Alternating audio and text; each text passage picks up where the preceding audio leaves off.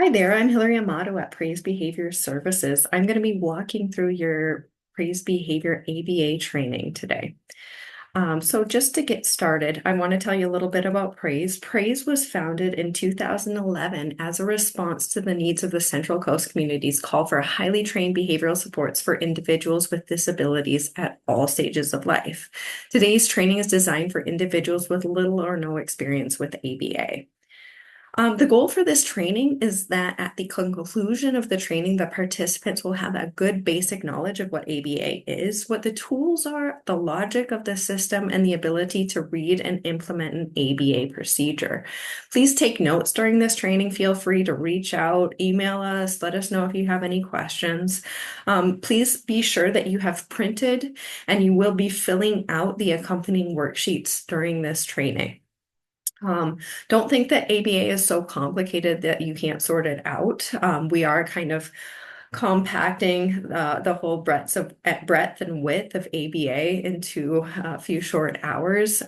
This is, typically a 4-year course, but we're going to bring you the highlights. One thing I want to let you know is that in ABA, we are mandated reporters. Please talk to your supervisor if you have any questions about that. So just to get us started, I just want to explain that ABA is a science. It's not an approach or anything like that. It's a natural science. It is the application of the scientific study of behavior to human populations. And I know it seems like what we do is purely volitional, but there are laws that govern all behavior. Behavioral is lawful.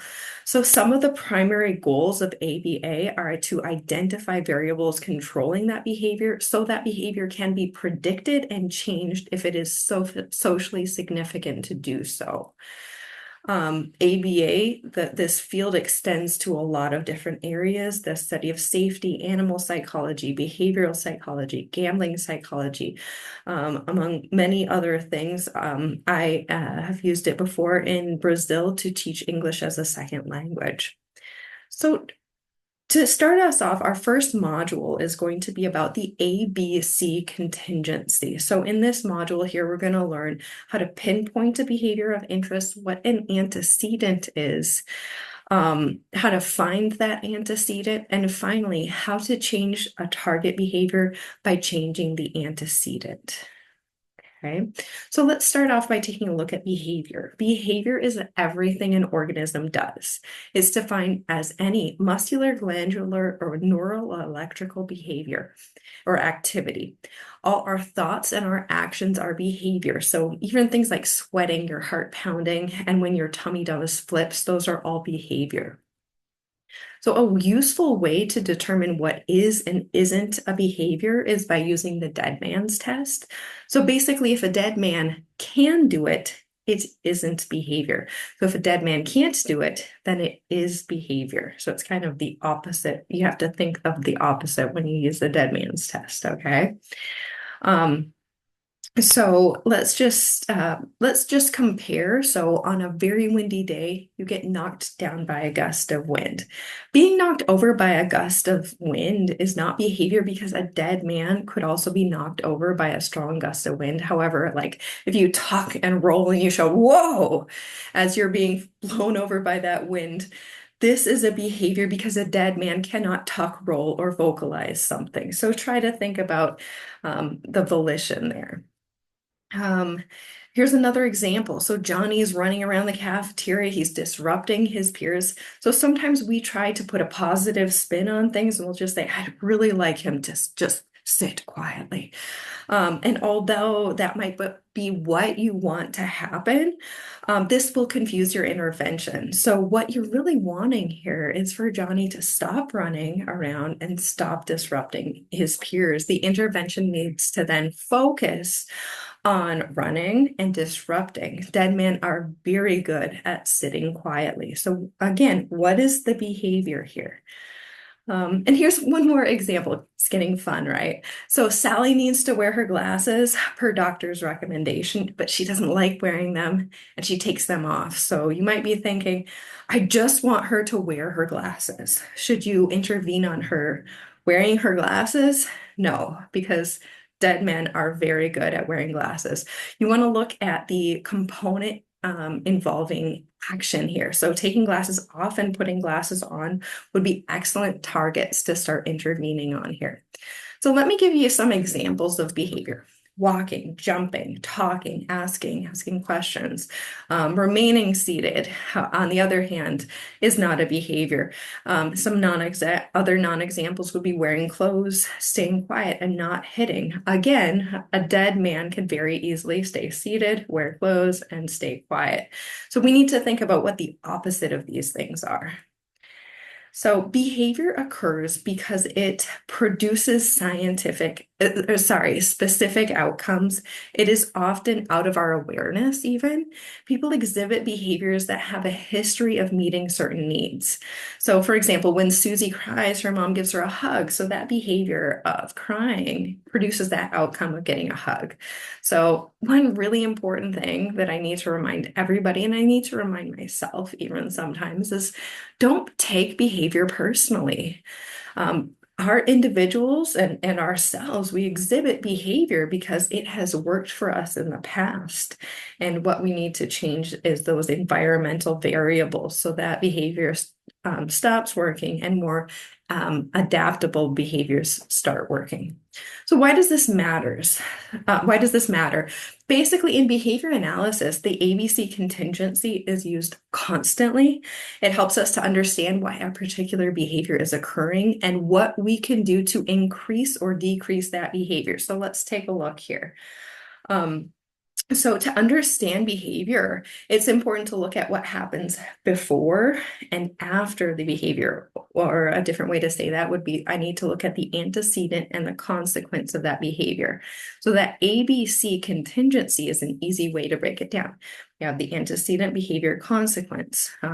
Antecedent, you see that red light. Behavior is hitting the brakes, and the consequence is you're safe there at the traffic light instead of a target for oncoming traffic. Anytime behavior texts bring situations to me, today in my session, Johnny hit me. And that can be a stressful situation. But what I need to be able to support you there is I need to look at what happened before the behavior and what happened after the behavior so we can find a consequence. So we can find a behavioral contingency that is going to keep that behavior from happening in the future. Okay. That three-term contingency, again, is the antecedent or the trigger, the behavior we might call a response, and the result or the consequence. So that antecedent is the variable that makes up the environment in which behavior takes place. So this could be people, activities, or objects. The behavior itself, which is the action of the individual, and the consequence, which will determine the future frequency of that behavior. So let's look at some examples here. Here's an ABC contingency. Laura doesn't have a cookie. She asks for a cookie, and she still doesn't have a cookie. That's what we would call extinction. And that means we didn't reinforce her behavior. So that behavior of asking for a cookie is going to decrease. But when you look at another contingency, so Laura doesn't have cookies, she hits her mom, and now Laura has cookies. That is something we call reinforcement, and we're going to see that behavior increase in the future. And that can be a really sticky situation when you have individuals exhibiting adaptive behaviors, and those behaviors are not reinforced. They are diminished, they are suppressed, and on the other hand, their maladaptive behaviors are reinforced and encouraged. So those are things we pay attention to in ABA and try to prevent from happening. So I'm going to have everyone get out their worksheets. We have a question. This is question number 1 from module 1. In the introduction module of the training, we learned what a behavior is. Let's see how much you remember. True or false? Behavior is any movement involving an organism. I'm going to give you a couple seconds to answer that. Feel free to pause if you need to. Okay, I'm going to move on. Please answer that on your worksheet and pause if you need to. Just to recap here, can you think of any movement that does not pass the dead man's test? And if you want to pause and think of an example, that would be great. Would the wind blowing through your hair be a behavior? Can a dead man's hair blow in the wind? Yes, a dead man's hair can blow in the wind, so no, this is not a behavior. Okay, remember, again, there are three necessary components to select a target behavior. One, you have to have the ability to be measured. It needs to be measurable. Two, it must involve movement. And three, it must be able to be seen. It must be observable. So if you can check all three of these things, you're going to be able to start working with the target behavior. So for example, when I touch my nose here, can I measure that? 1, 2, 3. Yes, I can. Does it involve movement? Yes, it does. Can people see that I'm doing that? Yes, they absolutely can. So that would be a good target behavior to look at. Okay, please get out your worksheets again. We're going to take a look at question 2. Again, answer this on your worksheet. Let's see how much you remember. True or false, a behavior involves the actions of all objects. Take a second and answer that. Pause if you need to. I'm going to give you a couple seconds. I'm just going to move on here. If you need to pause, no problem. Let's test some more of your skills. I'm going to answer these. These aren't on your worksheet. We're going to answer these on the next slides, but just take a look and see if you can figure it out by yourself. Just say yes or no and tell us why. Is this a behavior? Is a spider spinning a web a behavior? How about a child resting? And what about a heart beating? Is that a behavior? Let's take a look at the answers here. Is a spider spinning a web a behavior? It totally is. We see behavior exhibited by all living organisms. How about a child resting? No, resting, it doesn't pass the dead man's test, okay? What about a heart beating? Yes.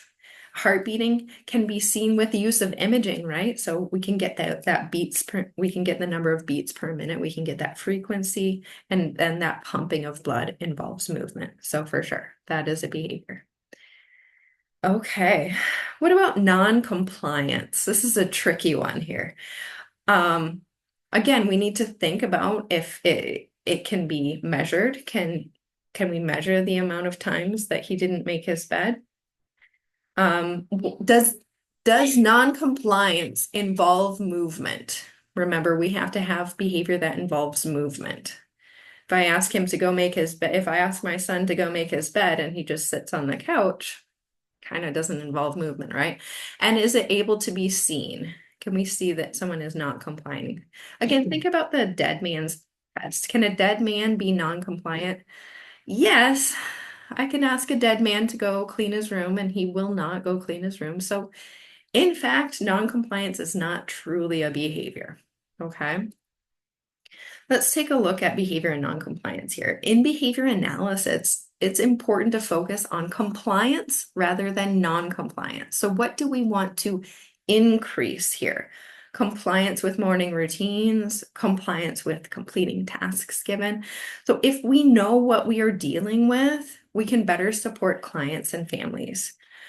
Whether or not we would talk about non-compliance in regards to adults we support might be another issue altogether. Okay, so let's move on. Let's talk about antecedents here. So an antecedent is an environmental condition or stimulus change that exists or occurs before the behavior of interest.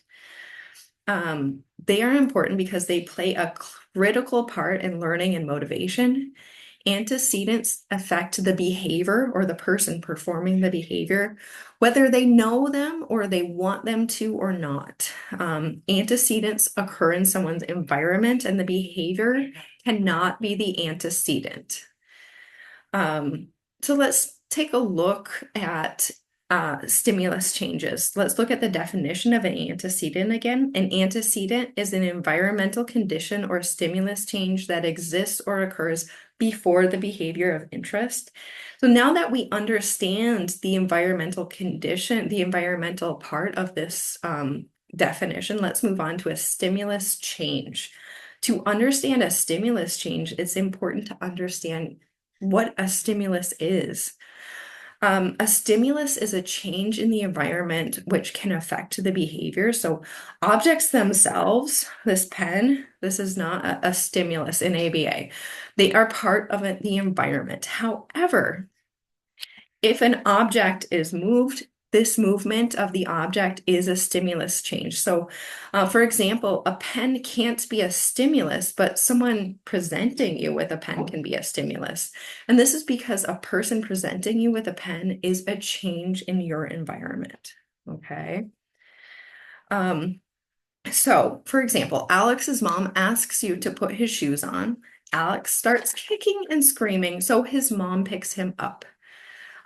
Alex is the behavior, the person performing the behavior. So first, let's find that behavior. What's that behavior? I want you to think about this at home. It's not on the worksheet, but just think about it. What is the behavior here? And what happened before Alex began kicking and screaming? And what if Alex hadn't been asked to put his shoes on? Take a second and think about it. So what was the behavior? The behavior was that kicking and screaming. What happened before he began kicking and screaming? His mom asked him to put his shoes on. So this would be what we call the antecedent.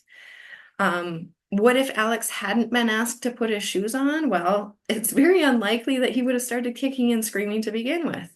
That antecedent caused that behavior change there. Let's take a look at another example. Sophia was sitting outside and started laughing when she saw a cat chasing a dog. Sophia, again, is the behavior. So first question, what was the behavior here? And what is the antecedent? Just don't worry about your worksheets. This is just a question I'm asking. Okay, so what was the behavior here? That behavior was laughing. Okay, what was the antecedent? The antecedent was her seeing a cat chasing a dog. This was the antecedent. So as you can see, what we do is highly influenced by environment, whether it be a positive or negative change. Okay. So here are some more examples. When you're driving and you see a traffic light turning from from green to red, and you press the brake, that behavior is braking, hitting the brake. The antecedent would be that light change to red. If you go outside on a cold day and you put on a jacket, that behavior would be putting on your jacket, and the antecedent would be the cold weather there. Okay, so let's take a look. There are a few different kinds of antecedent variables. We have something that's called the discriminative stimulus, and this is a stimulus event or condition in which the presence of which a particular behavior will be reinforced or punished. Okay. A motivating operation is a procedure or condition that temporarily alters learning or performance in respect to a particular reinforcer or aversive condition. In ABA, we can't really say, I haven't had anything sweet all day, so I want cookies more, so I'll look for cookies more at the end of the day. We don't usually use terms like want or need. We use terms like motivating operation, okay? But it's the same idea. The before condition, this refers simply to the state of opposites between the environment before the behavior occurred and after the behavior occurs. Okay, so let's kind of deep dive into some of these concepts here. What is the discriminative stimulus again? Okay, so again, the discriminative stimulus, or SD, signals that reinforcement is available. This is learned through past experiences. So for example, when Joe is in class and his teacher is at her desk, he knows he can ask her for help with his classwork. But when he's in class and his teacher is speaking with another student at that student's desk, he knows he has to wait before he can get help with his homework. So the SD is learned through past experience, SD of the teacher being at the teacher's desk, and the other situation where the teacher is not at the teacher's desk. She's helping another student. So in the past, when Joe's teacher has been at her desk, she was able to help him with his work. She was available.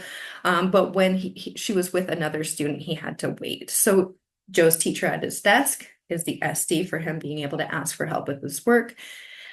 Her being at another student's desk is a stimulus that tells him he will not receive reinforcement if he asks for help at this moment. So your turn here. Again, this one is not on the worksheet, just a question I'm asking here, but let's just say, for example, you walk into a coffee shop and you see the barista at the register and you order your coffee. So what was the discriminative stimulus here for ordering coffee? Well, we have A, the site of the coffee shop, B, the barista at the register, or C, receiving your coffee order. What do you guys think here? Let's take a look here. It was that SD, or that signal that reinforcement was available of seeing the barista at the register. If no one was there, you wouldn't start ordering. You'd wait for the barista to come to the register to take your order, correct? So when we talk about those SD or discriminative stimuli, what does that affect? SDs affect the availability of a reinforcer and they evoke behavior, meaning they cause behavior to happen. So seeing that barista at the register, we know that ordering at the register will be reinforced. It evokes our behavior of walking up there and ordering it. Let's talk for a second here about motivation. Certain situations make some outcomes more valuable than others. So for example, hunger. If you're hungry for a piece of cake, if you're hungry, a piece of cake would be valuable. If you're full, a piece of cake would not be valuable. With thirst, if you're thirsty, a drink would be very valuable. If you just had a large glass of water, a drink would not be very valuable at that moment. So if something is valuable, you're more likely to engage in the behavior that has worked in the past to get it. So let's think about the behaviors involved there. Again, if you're thirsty, you're likely to get up and pour yourself a glass of water. If you're not thirsty, you're not likely to get up and pour a glass of water. Depending on what we know is valuable to someone at that time, we can predict their behavior. So if you have a client who usually gets hungry about 4 o'clock in the afternoon, you know that his behavior of possibly asking for something to eat might increase around 4. Right? So here's some other examples with motivation. Things that are motivating don't always have to be need-based, like hunger or thirst. Motivation can be simple or complicated. So here's some examples with simple motivation. If you have an itch, you're more motivated to scratch it. If you're tired, you're motivated to sleep. How about some examples of complicated motivation? Motivation from working often comes from the paycheck that we receive at the end, and we have to wait, a couple of weeks to receive that paycheck, right? Motivation for a child finishing all their homework can come from television time that will come when they have access to that when they are finished. And again, that takes a lot more time than simply scratching an itch. A little more complicated there. Again, I want to return to this concept of a child wanting to answer. For those of us who work with ABA, want isn't really a term we use. It is simply because wanting something is not an observable or measurable behavior. So pushing past someone to grab a cookie, that's observable and measurable.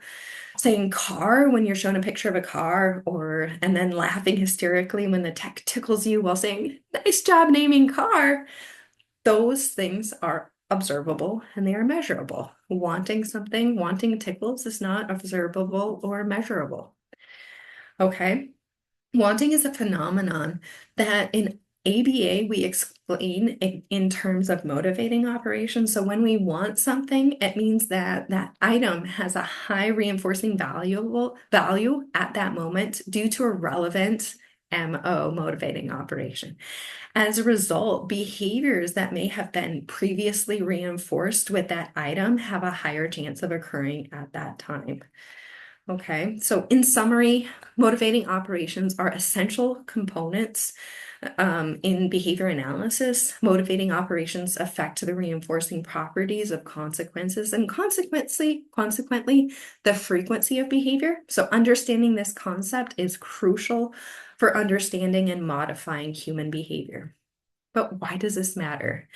The most important thing in ABA is to keep our learners motivated to learn. If they aren't chilled out, happy, and paying attention, they aren't in a good place to learn. We'll see that decreased learning opportunities and increased problem behaviors when our learners are not motivated.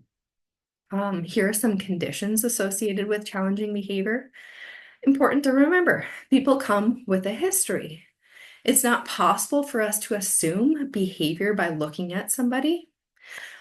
We don't know how someone will be affected by a situation that may arise. And there are two common conditions we see regularly, and those include physical handicaps and mental illness. Okay, so let's look at physical handicaps. So for example, Mary's 28 years old and recently she was in a car accident.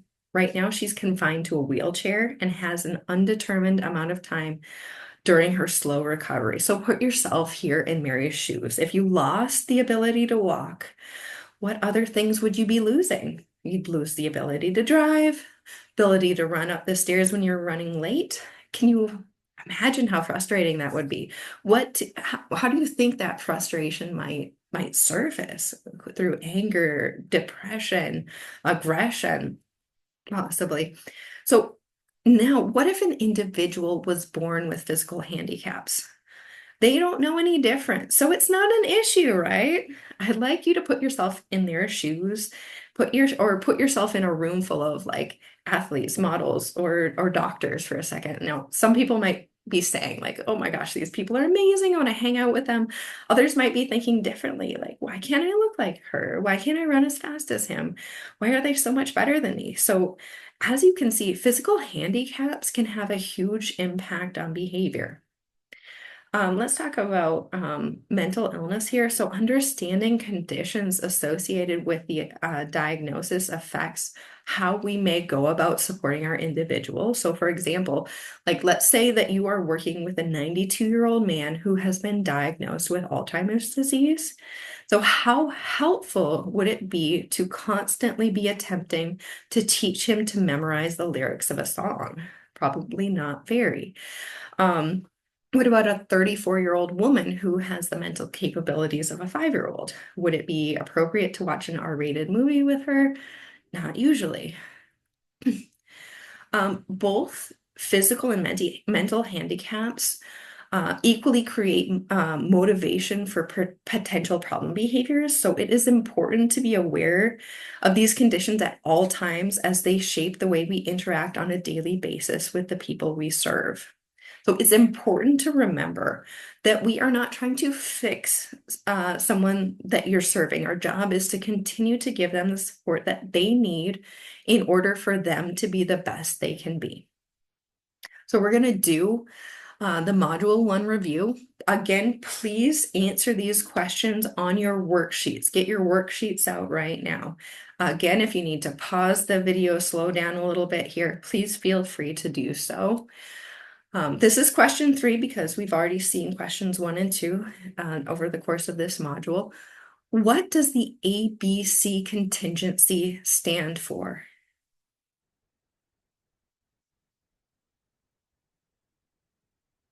I'm going on to question 4 here.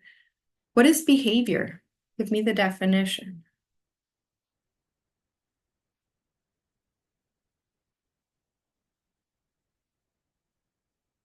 Okay, if you need more time, just pause it. Here's question 5. What is an antecedent?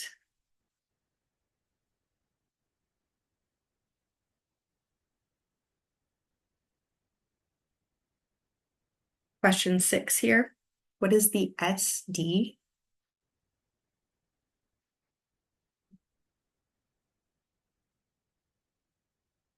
Question 7. What does the SD affect?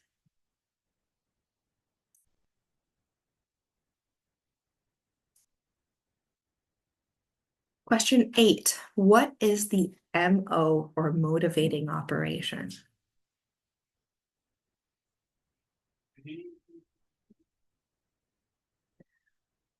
Question 9, what does the MO or motivating operation affect?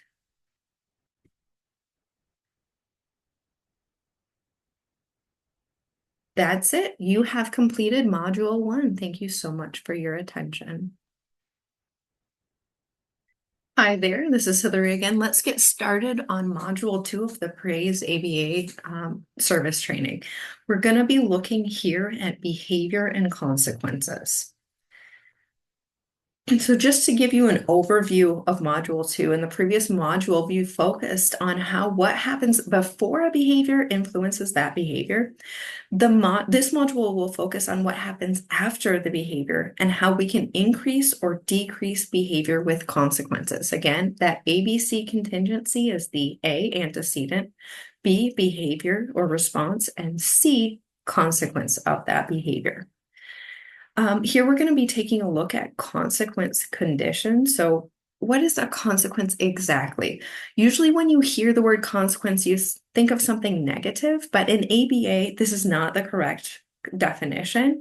A consequence is a stimulus change that follows the behavior of interest. So some consequences, especially those that are immediate and relevant to what someone wants at the moment, have an influence on future behavior. Consequences can include reinforcement, punishment, penalty, and escape. Consequences occur within someone's environment, so the behavior cannot be the consequence. Reinforcement is a type of consequence that immediately follows a response that increases the future frequency of that behavior. So if it doesn't increase in frequency, it is not reinforcement. Positive and negative reinforcement are two types of reinforcement. Positive as when something you want is added. Negative reinforcement is when something you don't want is taken away. Another name for this is escape. You're escaping something aversive. So watch out. Many people mistakenly think that positive and negative here would be like good and bad, but don't fall into that trap. It's more like math. When we talk about positive reinforcement, we're adding something to the environment. When it's negative reinforcement, we're removing something aversive, and we're removing something you don't want.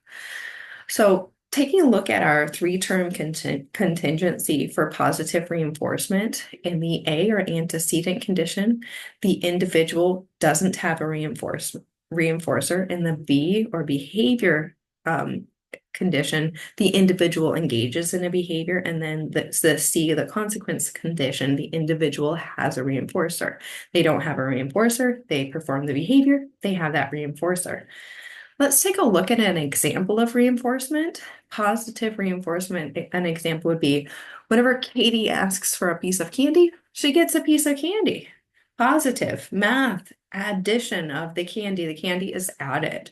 And it's reinforcement because asking for candy is likely to increase in the future since it was effective in getting candy today. Negative reinforcement, again, we're removing something, we're subtracting something aversive. So whenever Julie's baby is picked up, that baby stops crying. So it's negative because that aversive stimulus of the crying, that is removed. And it's reinforcement because picking up the baby, it's likely to increase in the future since it was effective in stopping that crying. So here's an example. Whenever Renee receives an answer or answers an answer correctly in class, her teacher gives her verbal praise. That consequence is that praise is added. Why is this reinforcement? That consequence of praise makes the behavior of answering questions correctly in class more likely to occur in the future. When Jake screams and hits his staff person, everyone in the room pays attention to him. The consequence, attention is added. So be careful about this. We don't want to reinforce behavior like this. Why is this reinforcement? The consequence, that consequence of attention makes the behavior of screaming and hitting that staff person more likely to occur in the future. Here's another example of positive reinforcement. When Katie asks politely for candy, her mother gives her candy. So that consequence, candy is added. Why is this reinforcement? The consequence of candy makes the behavior of politely asking for candy more likely to occur in the future. Again, positive reinforcement, it's usually just referred to as reinforcement. It's most well known of these contingencies. Um, Please get out your worksheets. This question will be question number 1 for module 2 on your worksheet. So I'm just going to ask you here to give an original example of positive reinforcement. I want you to give the antecedent, behavior, and consequence. And I gave one example here. Basically, the standard procedure, an individual doesn't have a reinforcer, they engage in the behavior, they have a reinforcer. Give you a few seconds here to write something down. Pause the video if you need to.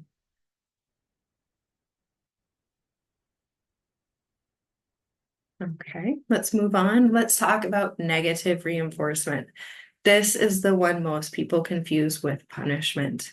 But here, the contingency is there's an aversive stimulus in the environment. The individual performs the behavior, and that aversive stimulus is removed. Again, remember my example with the baby. The baby is crying. Julie picks up the baby stops crying. So that aversive stimulus of the crying is removed. And we are going to, reinforcement is all about increasing that behavior. So that behavior of picking up the baby is going to increase in the future. Okay.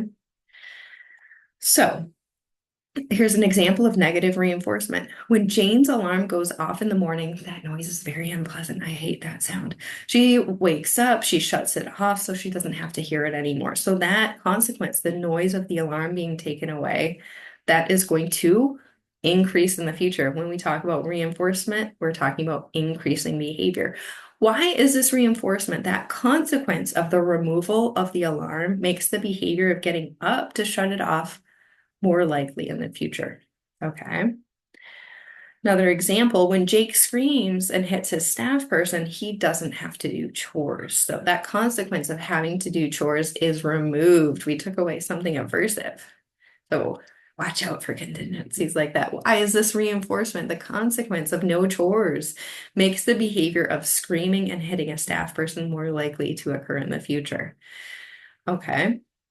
Whenever Kate's toddler screams and cries in the store, she gives her toddler candy in order to calm her down and no longer have to hear those screams and cries. So the consequence is the screaming and crying are taken away. Be careful, watch out when you reinforce behavior like this. Why is this reinforcement? The consequence of removing the screaming and crying makes the behavior of giving candy to a screaming and crying child in the future more likely to increase. So we're gonna kind of reinforce that screaming and crying there. Negative reinforcement is often referred to as escape. And why is that? That is because you're trying to escape something that is aversive, something that you don't like. Now, in a couple seconds here, I'm going to ask you to give me an example of negative reinforcement on your worksheet. But I know a lot of people confuse what negative reinforcement is. They think it's something bad, that we're decreasing behavior. Again, that's not the truth. We're escaping something aversive, and we will increase that behavior in the future. I'm just going to give you an extra example to try to get your the juices flowing for thinking of an example of negative reinforcement. So, well, if negative reinforcement is escape, think of reinforcing a problem behavior. Now, of course, when you start working with your kiddos here at Praise, we don't want you to reinforce problem behavior. But what I'm about to ask you to do is give an example of negative reinforcement. So try to think of examples based on this and then do the opposite with our kiddos, okay? So for example, dad is trying to work, kids are screaming. So I got to get this work done. Dad gives them tablets.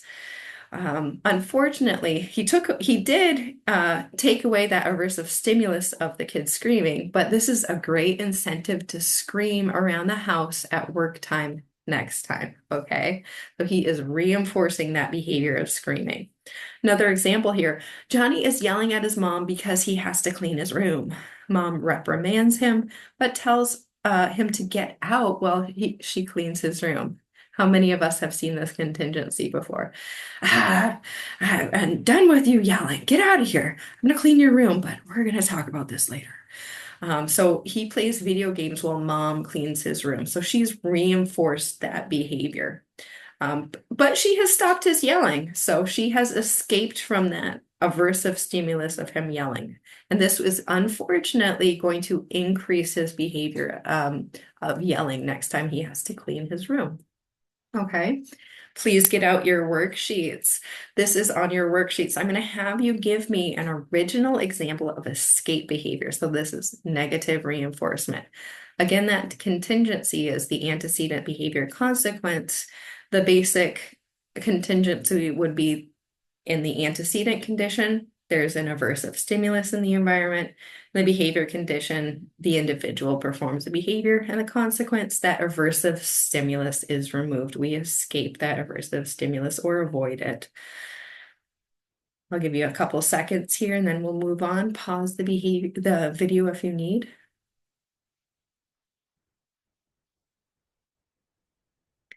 Okay, now we're going to take a look at punishment. So punishment here is a type of consequence that immediately follows a response that decreases the future frequency of that behavior.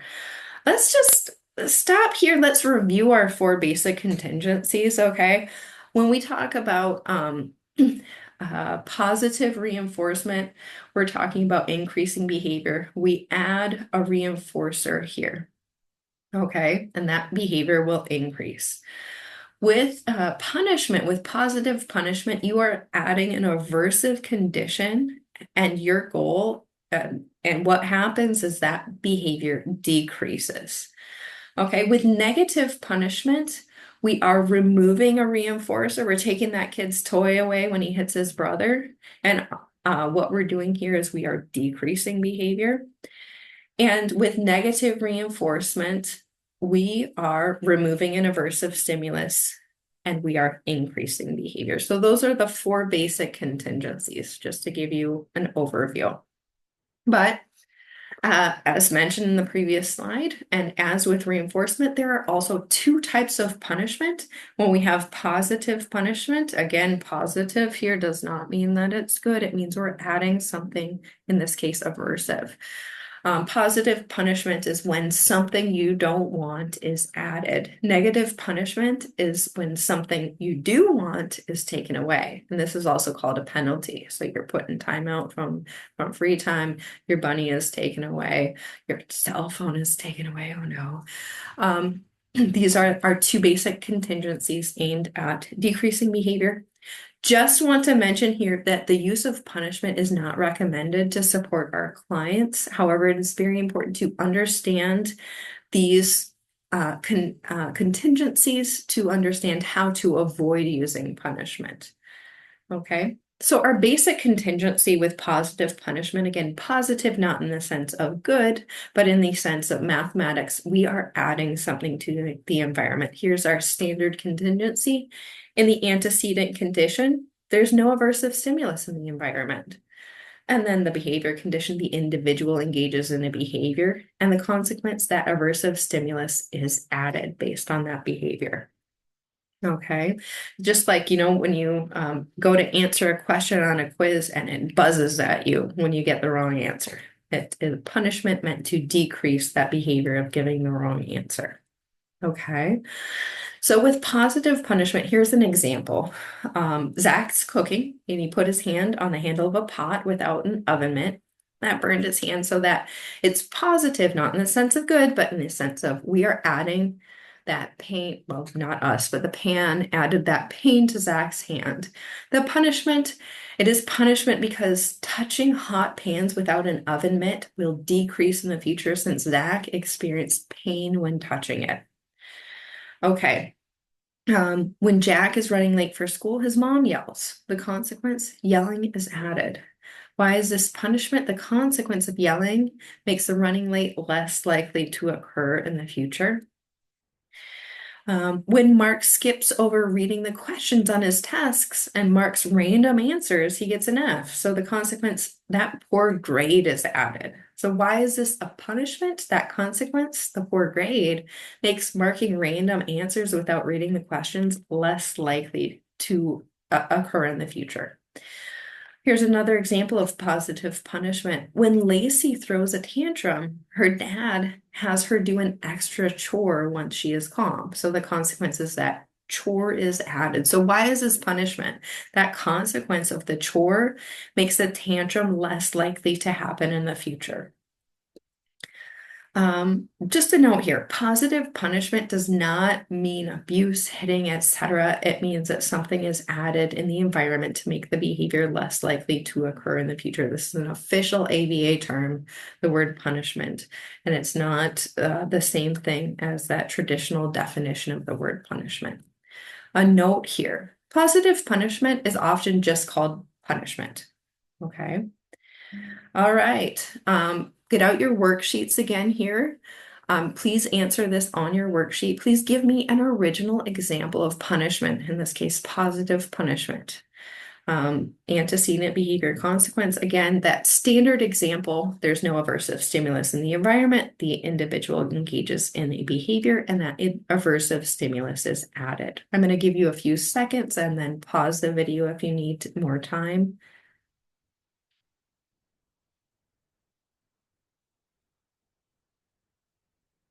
All right, let's move on. Now we're going to be talking about negative punishment.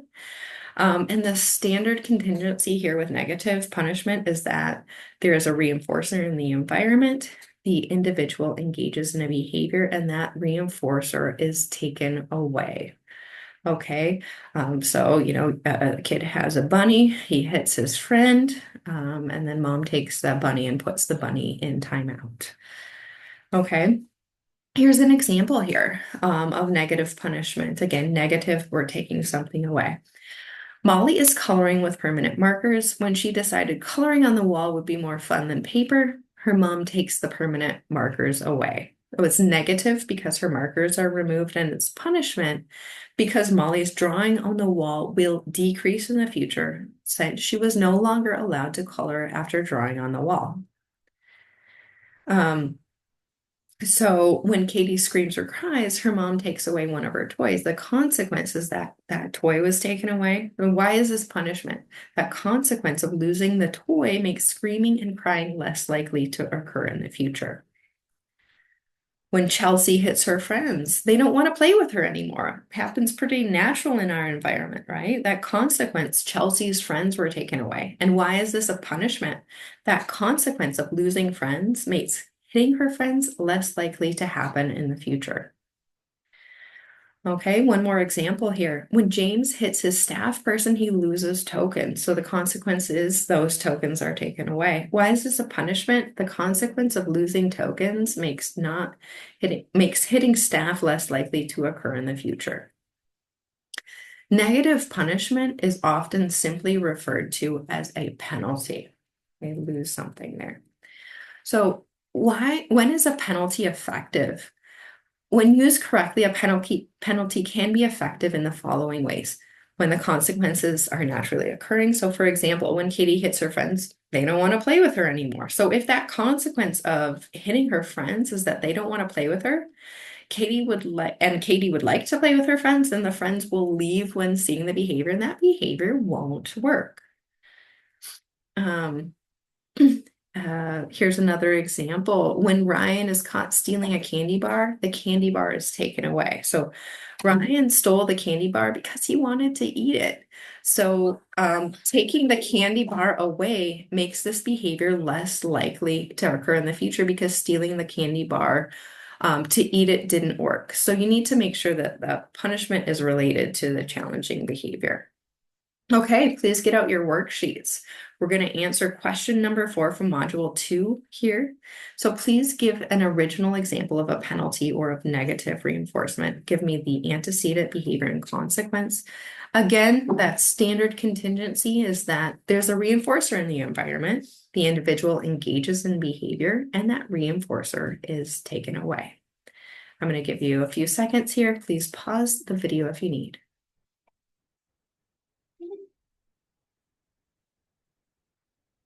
Okay, moving on. Here are some things to think about when punishment isn't effective, when a penalty isn't related to the challenging behavior. So, for example, when James steals at day program, he can't sit with his housemates at dinner. So, the challenging behavior and the consequence don't have anything to do with one another here. That loss of a privilege is unrelated to the challenging behavior, and this could cause even more acting out behavior. So, really, really important thing for you to observe when these things happen in the environment. Punishment also wouldn't be very effective when the penalty doesn't affect the challenging behavior. So, for example, if Ryan steals a candy bar and has to pay the person he stole from back, but he still gets to keep or eat the candy bar. So, what's the problem here? Well, since Ryan stole the candy bar to eat it, if he gets to eat it, even if something else is taken away, it will not be an effective punishment for the challenging behavior. Also, punishment won't be effective when the thing that is taken is something that had been previously earned for behavior that is targeted for increase, taking away a reward. This drives me crazy. So, for example, Elijah successfully had no challenging behavior for 30 days and he earned a trip to a water park. Then he acts out and he can't go on the trip anymore. This kills me. So, taking away something that he had earned, that he had worked really hard to earn, can send the message that he is no longer being rewarded for it. It's important to make sure that the behavior that we want to increase is still being rewarded, and only the challenging behavior is being punished. Okay.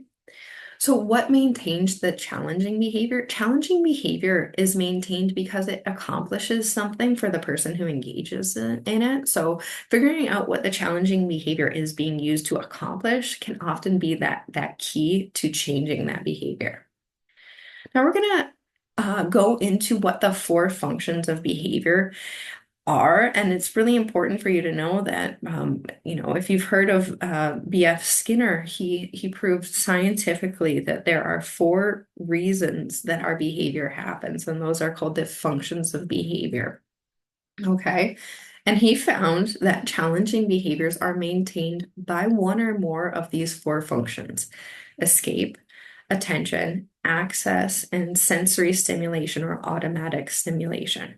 Okay, let's start off by talking about escape-related behavior. So lots of times challenging behaviors occur in order to escape or get out of something. So for example, staff asks Janet to do her laundry. She screams and she throws things. Staff end up doing her laundry for her since she is screaming and throwing things. Her behavior here is maintained by escape from doing laundry. Try to be really conscious about that kind of contingency that's just kind of feeding behavior. So here's another example. Marcus needs to do his math assignment. He starts talking and telling jokes during class. So he is sent to the office and now he doesn't have to finish that aversive math assignment. So be really careful about reinforcing problem behavior. We have reinforced his behavior here. What would have been a better way to deal with this? Well, one thing we could have done was when he started telling those jokes and talking during class, we could have him sit in the hall with the assistant teacher to finish the assignment. Here's a pro tip though. You can also try having Marcus work for a reward for working silently on his assignments, but you want to make sure that you talk to him before class next time and define this in workable terms. You don't want to offer him this option when he starts disrupting class. You want to make sure that you make this deal with him beforehand. Another reason challenging behavior occurs is for attention. So, for example, when Kate's mom is talking to Kate's sister, Kate lays on the floor and cries until her mom comes over and starts paying attention to her. So, here, Kate's challenging behavior is maintained by her mother's attention. Okay. Again, here's an example when you don't match the treatment to the function of the behavior. No one's paying attention to Nicholas.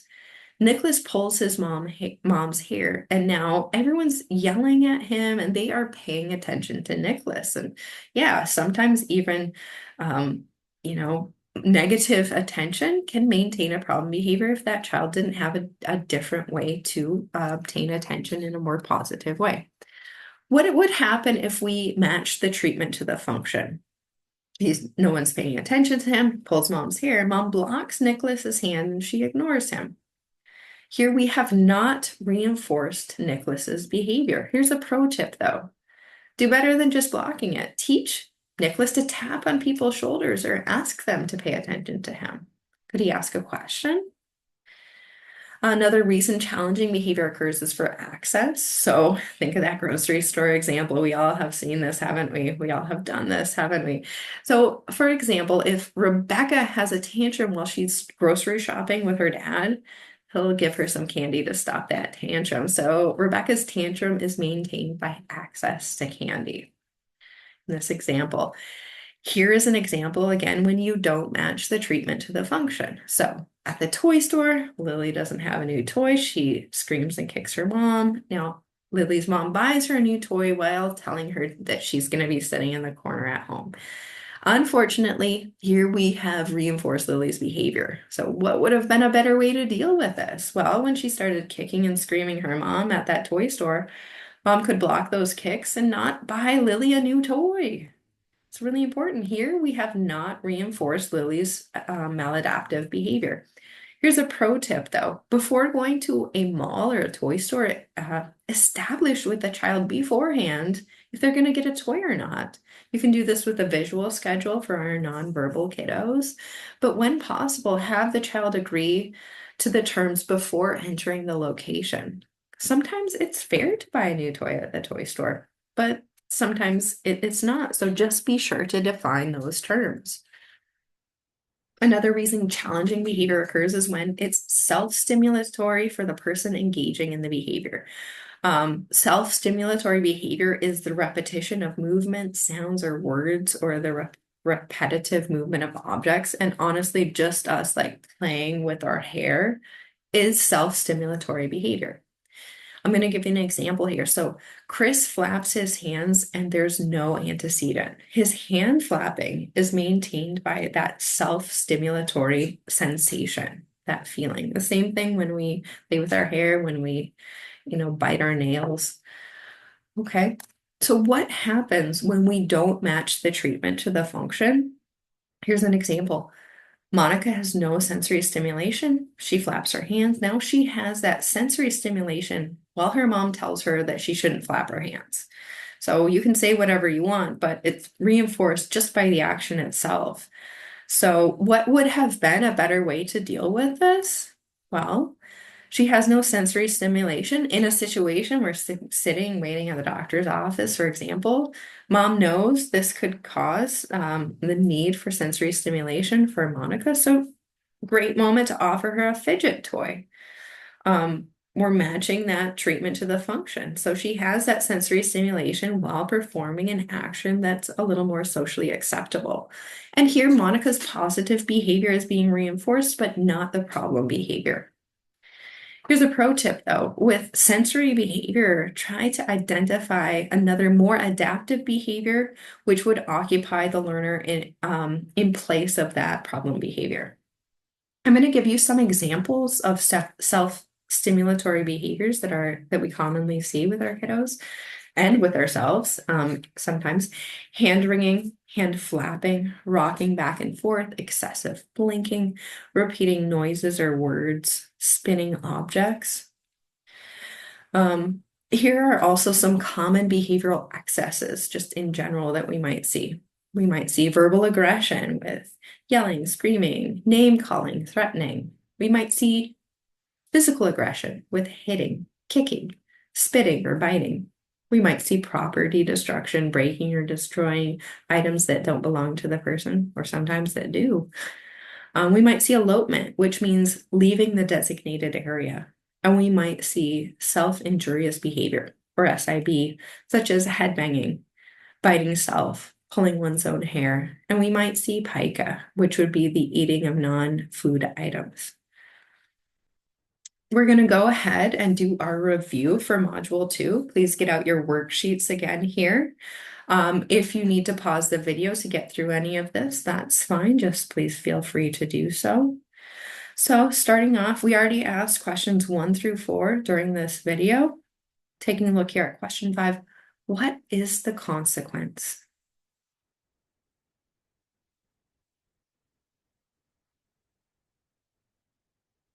Question 6, does reinforcement increase or decrease future frequencies of behavior?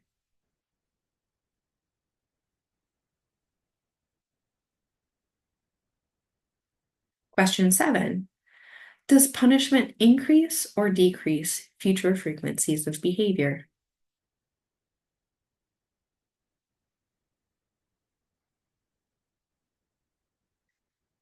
Question 8, does penalty increase or decrease future frequencies of behavior?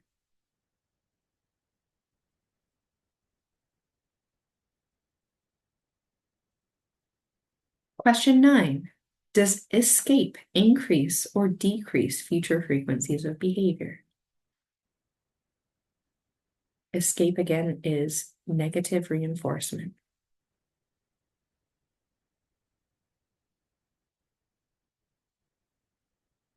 In question 10, what are the 4 functions of behavior?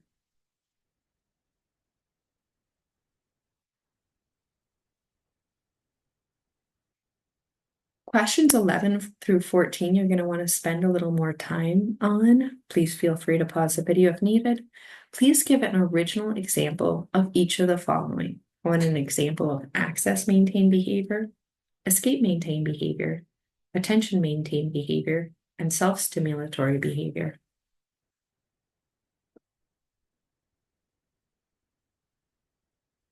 You have now completed Module 2. Thank you for your attention, and we'll see you in Module 3.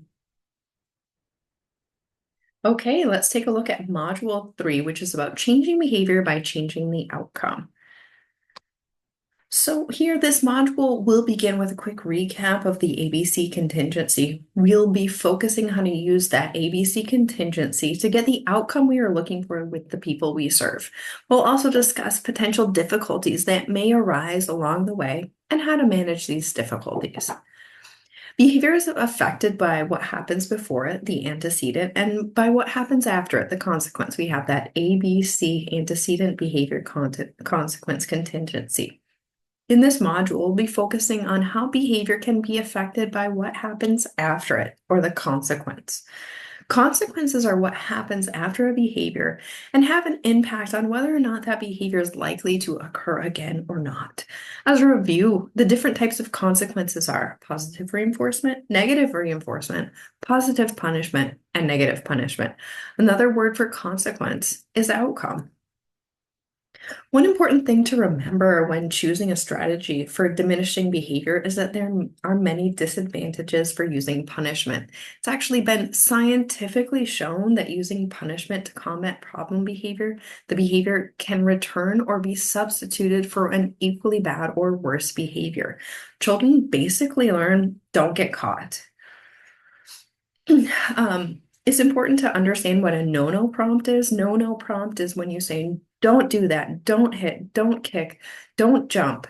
But using no-no prompts has also been scientifically shown to actually increase the frequency of behavior. Saying no kind of also fails to teach a new skill. Punishment can cause emotional responding. The learner can lash out in response, attack. With punishment, the learner can withdraw, stop paying attention, and not learn the lesson intended to be taught through punishment. And they also just, in general, lose learning opportunities. The learner may also engage in escape or avoidance behavior. When using punishment, we're modeling behavior. And I mean, how many of us end up punishing behavior, quote unquote, punishing behavior, while at the same time using the behavior that their child was using? Stop yelling. So when we teach, it's important to remember we need to create a bond with our learner. We can't teach without that bond. And when we use punishment, this bond is lost. And so we lose that learner. Here's an example. Danny's dad gives him candy every time he starts to cry in order to get him to stop crying. So what happens after Danny's crying? He gets a candy. The outcome of crying in this scenario is being given candy. Do you think this behavior of crying will increase or decrease in the future? Exactly. It's going to increase. It's going to do it more. Giving Danny candy will reinforce crying. In this outcome, you think that dad is looking for crying in the long run? Probably not. Something that is a quick fix in the moment can sometimes cause more harm than good. Think long term instead of just in that moment. Here's another example. When Catherine wants to go for a walk with her ABA staff, she yells at the staff and until they take her for a walk. So what happens when Catherine yells at her staff? She's taken on a walk. The outcome of yelling in this scenario is being taken on a walk.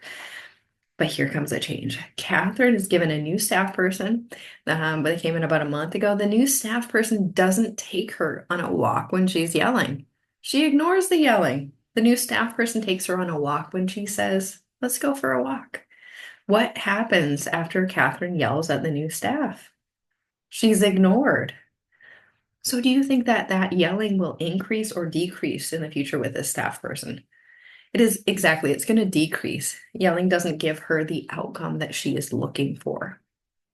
So let's talk a little bit more about the example in the previous slide with Catherine and her new staff. When Catherine's new tech started working with her, the tech refused to give her attention or access to going on a walk when she yelled. Not just once in a while, but every single time she yelled.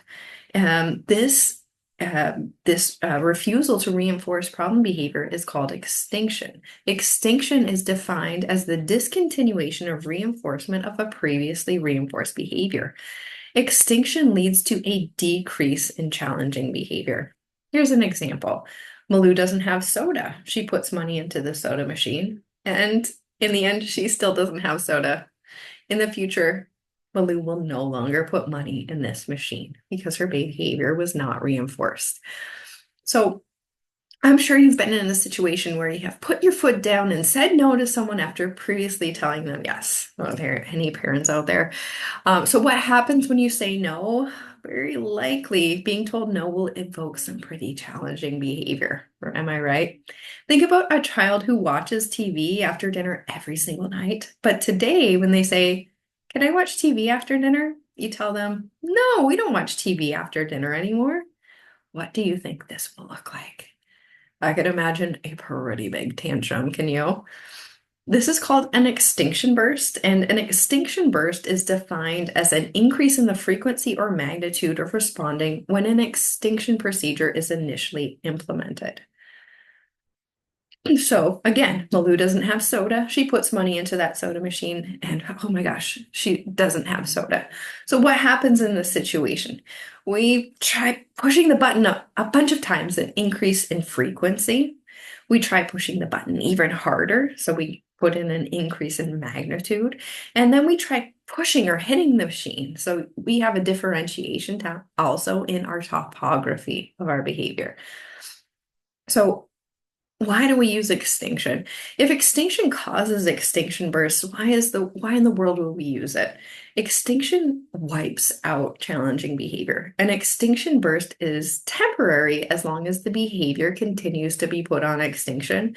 So this is one of those times where you have to just put a little extra work into getting the end result you're looking for. How do you use extinction? Well, it's important to not make eye contact. So you want to ignore the child. So do not respond or keep talking. Don't react. You want to use a neutral expression. How many times do we want to stay neutral? But, when we check, our face is stuck in a grimace.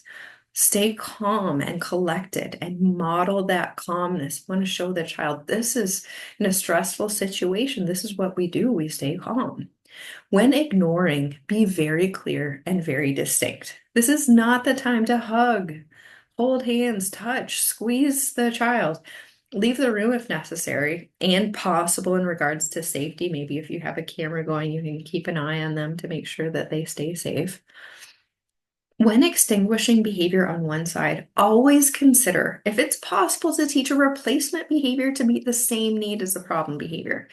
At the same time, we extinguish yelling at mom for a glass of soda. Could we teach asking calmly for water?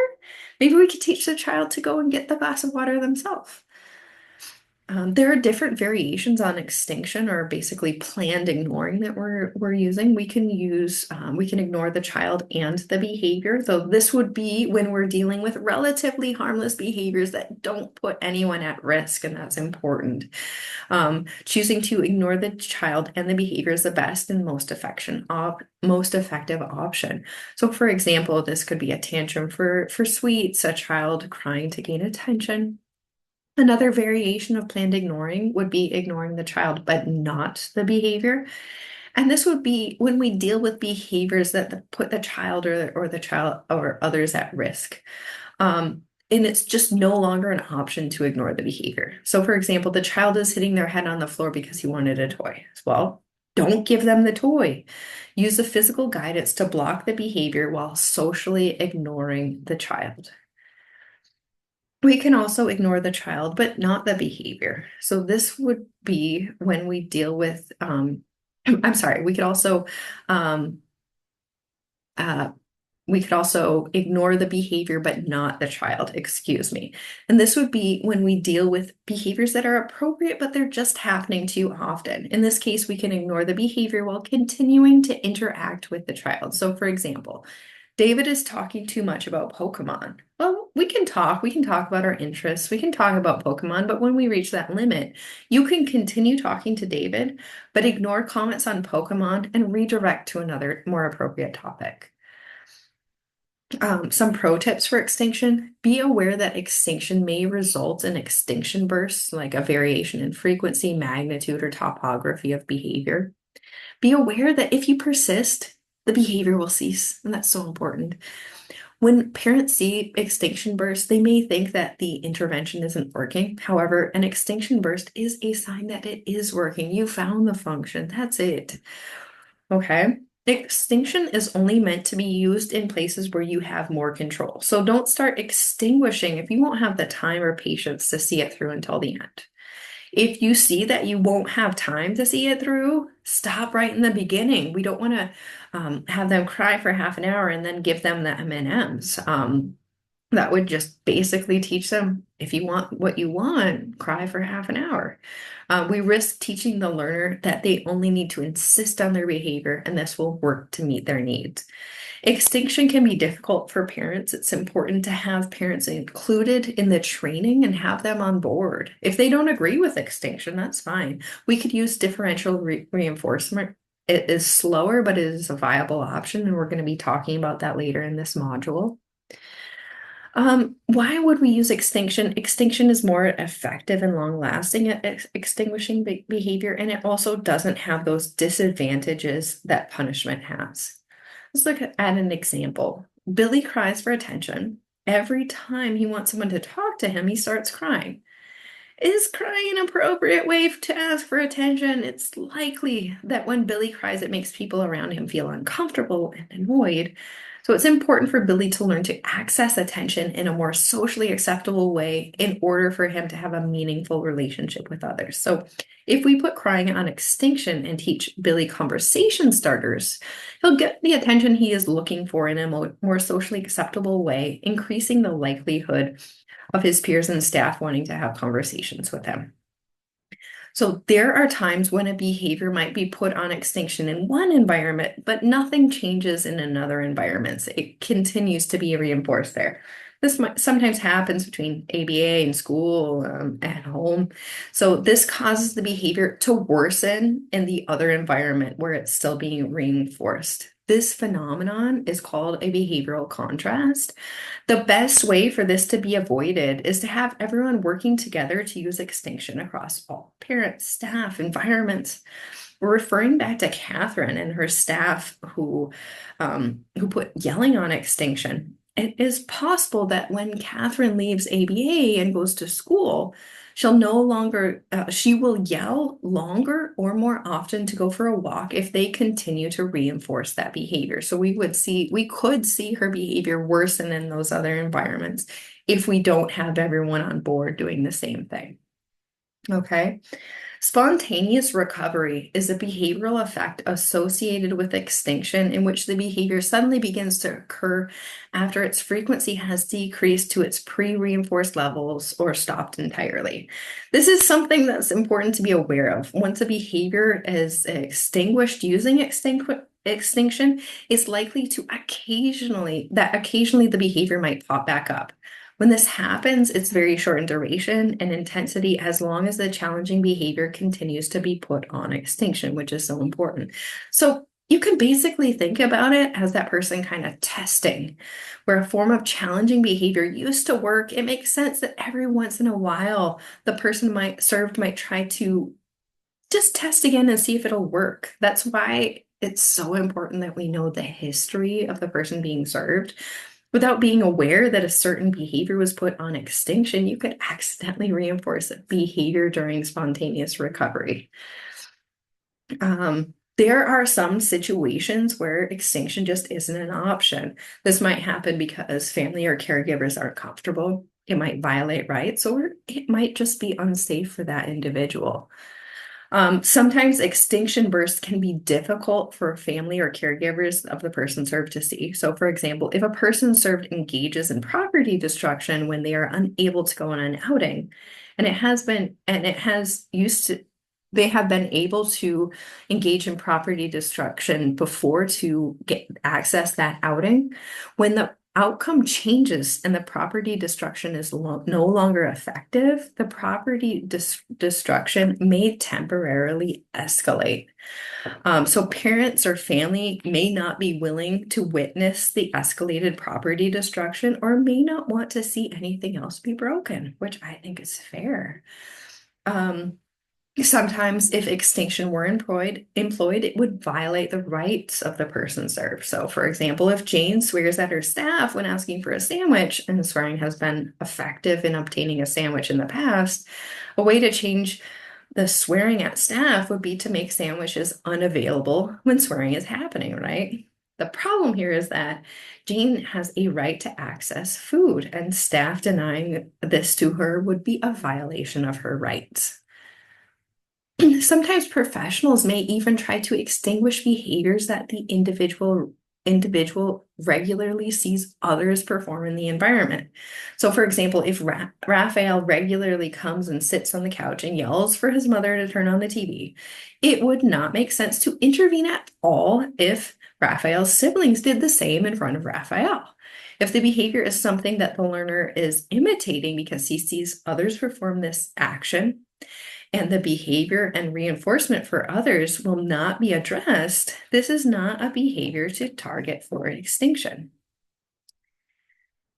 Sometimes extinction is not a safe option for the person served. So, for example, if Janet engages in self-injurious behavior in order to get attention, and it has worked in the past, if it suddenly stops being effective, an extinction burst may happen. An extinction burst would increase the intensity of the self-injurious behavior, which would be unsafe for the person served. One option for making extinction more effective is using it using it together with other interventions. It's a great idea to explain the contingencies to the person served, if possible. Use extinction with a component of positive reinforcement. Include the family or other caregivers or professionals. Recognize and reinforce positive behaviors. There are a lot of possible interventions that can be effective in changing behavior. Sometimes it's helpful to put more than one in place at a time. However, this can make it really difficult to tell which is the intervention that caused that behavior change. Karen is working on increasing her participation in class. Karen's teacher decided to start giving Karen a token each time she raised her hand and participated in class. At the same time, the teacher begins a class-wide intervention. For every student who participates in class, a marble is added to the class marble jar, and once the jar is filled, the class can have a party. Karen's participation in class increases when these two contingencies are implemented. The only problem is it's so impossible to tell which contingency increased her participation, the token system or the class marble jar. When we make changes to a behavioral program one at a time, we're more likely to discover what the real cause of the behavior change is. Here are some general proactive strategies. Let's make sure we speak to individuals with respect. We also want to speak about individuals with respect. Avoid debriefing with other staff within earshot. You can also offer choices, even if you think you know what the individual will choose. These can be open or close-ended questions. Keep the learner busy and engaged in preferred activities as much as possible. And some general proactive strategies depending on those four functions of behavior. With avoidance or escape behavior, you might want to use priming, tell them beforehand what's going on, give them choices, use positive reinforcement or tokens. You can also use functional communication training, teach them to ask for breaks, build tolerance. With access-related behaviors, you want to teach learners to identify when the item or activity is available. It's snack time. You can ask for some toast now if you want. We also want to use functional communication training to make sure they're asking for items or activities instead of using problem behavior to obtain them.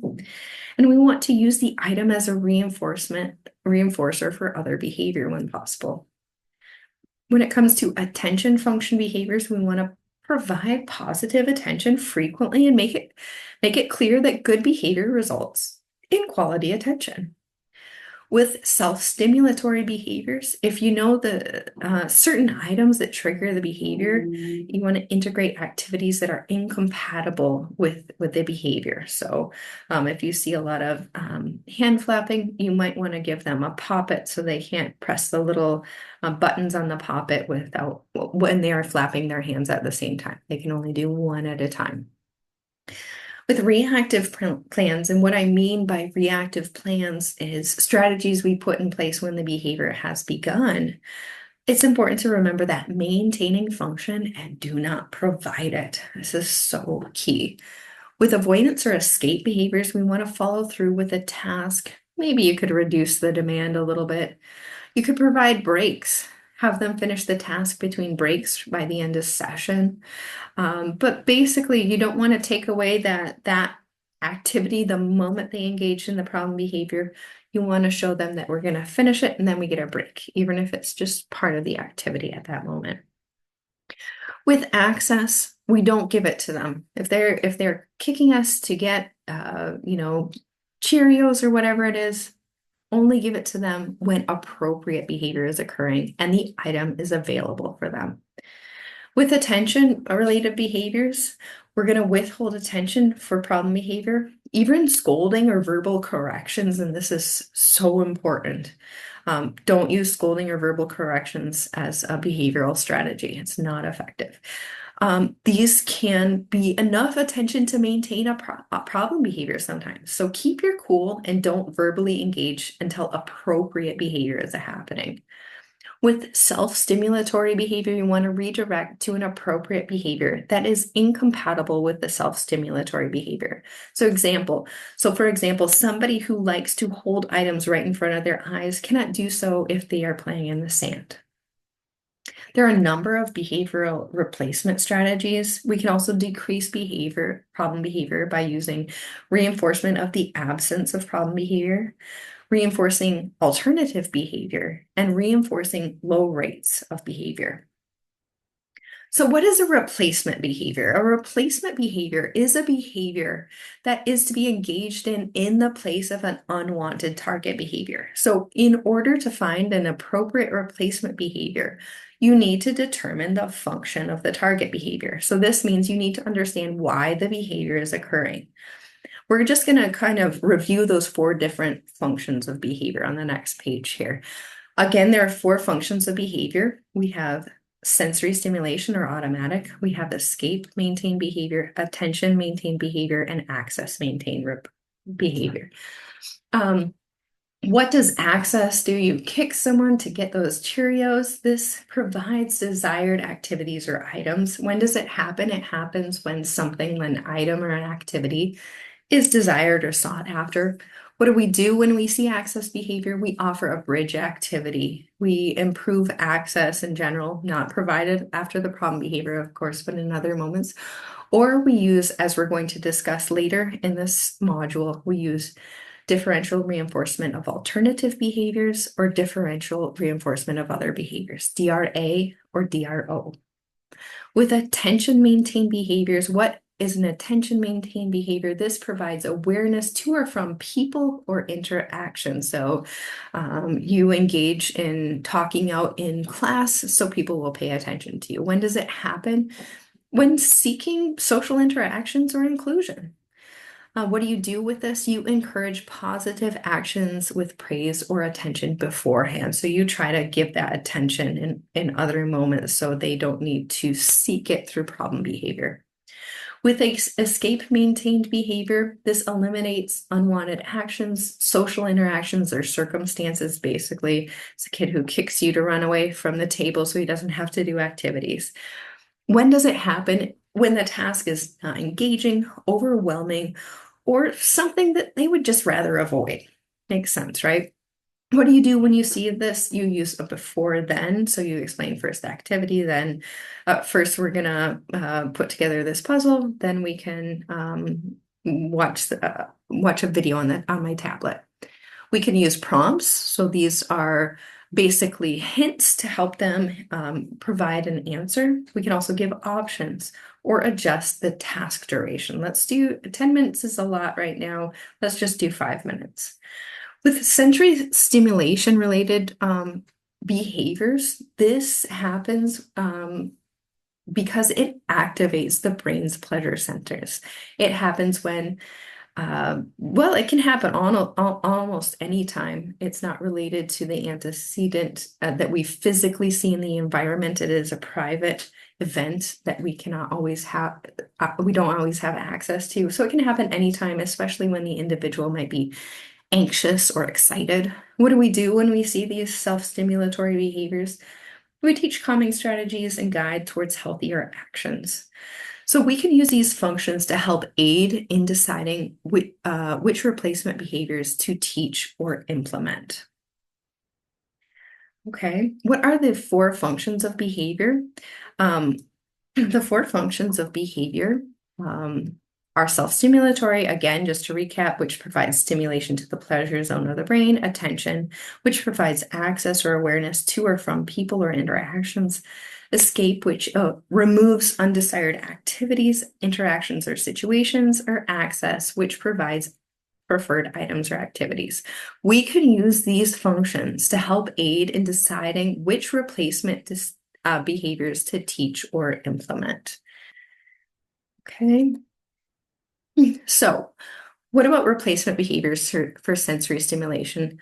With sensory behaviors, the person served may find pleasure in the behavior. Sensory behaviors might also be the alleviation of pain. So, for example, if Joan has a headache, she might rub her temples. If John's feet ache, he might rub them after he takes his shoes off. Often, if a replacement behavior is needed, it's important to find a replacement behavior that will result in a similar sensory outcome for the person. So, for example, if a person you're serving plucks out their eyelashes, provide them with an object that has a similar feel and can be plucked at instead of their eyelashes. When a person served is looking for escape, many problem behaviors can quickly escalate. It's important to teach functional communication. Teach them to ask for a break. Functional communication refers to the most basic communication skill, meeting the needs of the person served so that they can communicate what they want or don't want, if they're hurt, etc. So if Jack smacks himself in the head because of tooth pain, the replacement behavior would be for Jack to say to staff, "My tooth hurts," so staff can assist him with that tooth pain. With attention-related behaviors, ignoring problem behaviors that are maintained by attention while paying extra attention to replacement of other appropriate behaviors, such as asking to do an activity, asking for attention, getting along well with others, etc. These would be great strategies. For behaviors maintained by attention, often Negative attention is just as reinforcing, if not more so, than positive attention. So, because of this, many problem behaviors can quickly escalate since we are all more likely to pay attention to problem behaviors. So, let's make sure that doesn't happen. Often people engage in problem behavior in order to have access to something tangible like food, treats, TV, iPad, etc. Replacing the problem behavior with appropriate behavior to obtain the tangible can prevent this. So, for example, if the person you're serving screams and cries, and this results in access to the calming corner in an area in the clinic with stuffed animals, a TV, sensory toys to enjoy, well, instead of rewarding that problem behavior with access to these items, why don't we replace the problem behavior with asking appropriately to spend time in the calming corner? We have been focusing in the last few modules on skill acquisition, and replacement behaviors are a way that this can be used. Often the people we served are engaging in challenging behaviors because they don't have an appropriate alternative way of meeting their needs. You can identify the function, find an appropriate replacement behavior, and use skill acquisition to teach the replacement behavior to the person you're serving. Differential reinforcement refers to the provision of reinforcement for one behavior in a certain situation while providing a differential consequence for a different behavior in this situation with the problem behavior. We're going to be looking at 4 of these procedures here. We have DRA, which is differential reinforcement of alternative behaviors, DRI, which is differential reinforcement of incompatible behaviors, DRO, or differential reinforcement of other behaviors, and DRL, differential reinforcement of low rates of behavior. DRA, or differential reinforcement of alternative behavior, refers to the differential reinforcement of an alternative but functionally equivalent behavior. This basically means that we're looking to withhold reinforcement for a maladaptive behavior while reinforcing an adaptive behavior that meets that same need. So if Andy has been hitting his mom to gain access to his tablet, with DRA, he'll no longer be given that tablet when he hits. He'll be given a tablet only when he asks for it. Here's another example. When Manuel watches TV, he kicks anyone who talks to him while his program is on. The function of this behavior is escape. We need a replacement behavior that allows him to escape the aversive stimuli of another person talking to him during this program. Calmly requesting is a replacement behavior because it serves the same purpose as kicking. When he requests for others to be quiet, they will be quiet and reinforce this request. When he kicks, he'll be prompted to make a calm request. DRI, or differential reinforcement of incompatible behavior, is the reinforcement of a functionally equivalent but incompatible behavior. If a replacement behavior is incompatible with the target behavior, then the person served cannot be able to engage in both simultaneously. Incompatible here means that the individual cannot physically perform the 2 behaviors at the same time, and this can be an effective way to lower the instances of challenging behavior. So, for example, Maggie is nonverbal. She slaps her face when she wants staff attention. Staff teach her to clap her hands when she wants attention. Clapping hands is a replacement behavior because it serves the same purpose as the face slapping. Maggie can't slap her face and clap her hands at the same time, so this is an incompatible behavior. Clapping hands will now be reinforced, and a response block, or just holding her hands so she can't do that, or extinction and error correction will be used when she slaps her face. DRO, or differential reinforcement of other behavior, is a reinforcement of the absence of problem behavior for a certain period of time. This means that the individual can be doing anything aside from the target behavior and receive a reinforcer, such as a token. Reinforcing the absence of problem behavior is a great strategy for busy staff. You can also use a token system here. What would DRO look like? Remember, we're going to need a timer for this. You could set a duration of time which you would anticipate your individual would be successful with. As long as they do not engage in the target response, they'll earn a token or some other reinforcer. The token reward, it rewards the suppression of the target behavior. If the target behavior occurs, you can reset the timer and give them another chance to turn things around and earn a token. For example, Dylan often engages in tantrums when he's at the mall with his parents when he sees something that he wants and he cannot have it. His staff will give him a token for each 5 minutes he can stay green or basically not engage in tantrums during these 5 minutes. And at the end of his 15-minute trip to the mall, he can earn a Kinder Egg. Differential reinforcement of low rates of behavior can be used when a behavior is only a problem because it simply occurs too often or rapidly. Reinforcing low rates of responding involves a clear criteria for how the behavior will happen and how often the behavior will happen, and reinforcing when this criteria is met. So, for example, Anna taps her tech on the shoulder and asks him how he's doing 20 to 30 times a day. It is appropriate a few times, but it's just happening far too often. The tech tells Anne that she can ask how he's doing just 3 times a day and that she can earn 10 bonus tokens if she does so. Thomas stuffs his mouth with food. He could earn a token for every 30-second interval with only 1 bite of food. Let's do a review of Module 3. So please get out your worksheet to answer these questions.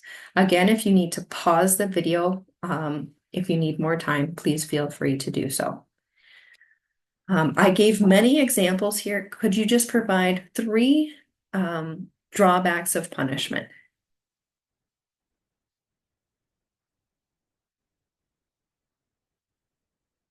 Module 3, question 2. Describe extinction in your own words.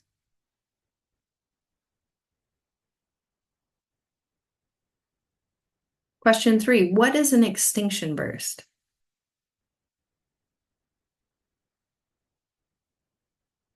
Question 4, true or false? Behavior is affected by what comes after it.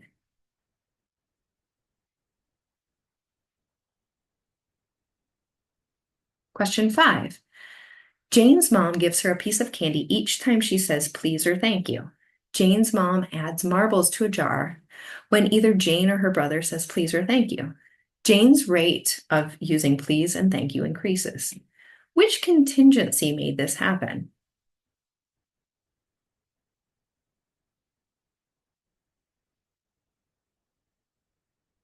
Question 6. What is a replacement behavior?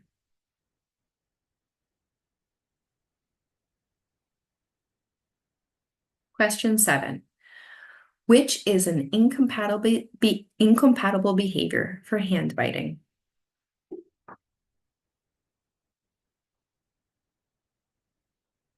That's it. You have completed Module 3. There are references. Thank you so much for your attention.